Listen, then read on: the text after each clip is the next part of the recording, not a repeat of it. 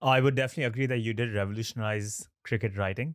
For a long time, sports writing had no emotion. And it was writers like you, Peter Roebuck, Ken Pierce, and now Sid Monga, Osman Samiuddin that are bringing emotion back into writing, drama into sports articles, and also concentrating a lot more on human centered stories in the sport itself. So I would definitely agree with that.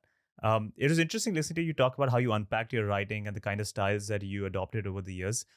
The question that comes from it is, do you view sports writing as an art form?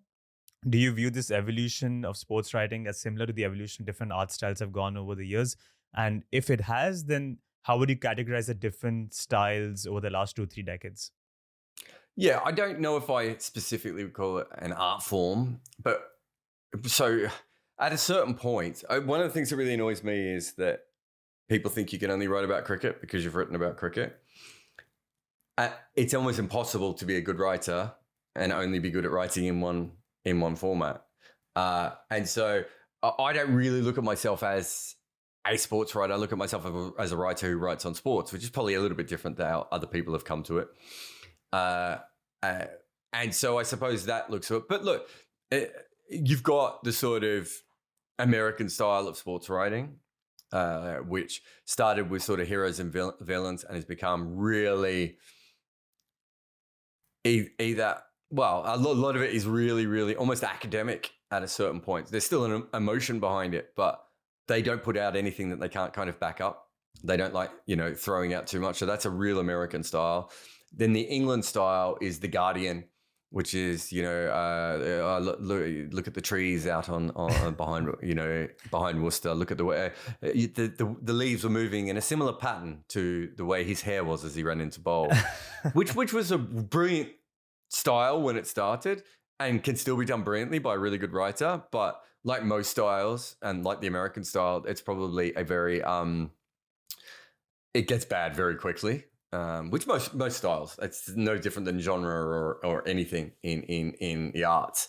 And then I suppose there's this sort of modern, more online based, which is almost like a combination of sort of older, more romantic lyrical styles of writing, and then the American style of getting your facts right and making sure you've got all the information there. And I think that comes from a lot of us who spend a lot of our time online, especially if you're a feature writer. I think the American features were just so much better than anything that was written in Australia or England or India or any of the sort of cricket countries that if you're a fan of feature writing at all, chances are that the American sports features are probably going to speak to you more than anything else. And that probably, even if it was just by me and maybe some other people reading them and then taking little bits of that and bringing it across to cricket, probably had an effect there. But yeah, I think that most people think sports writing is match reports. And that's like the shittest part of sports writing, realistically. Like, no, I don't care. I very, very rarely write a match report ever. Realistically, the best sports writing is as varied as any other kind of writing.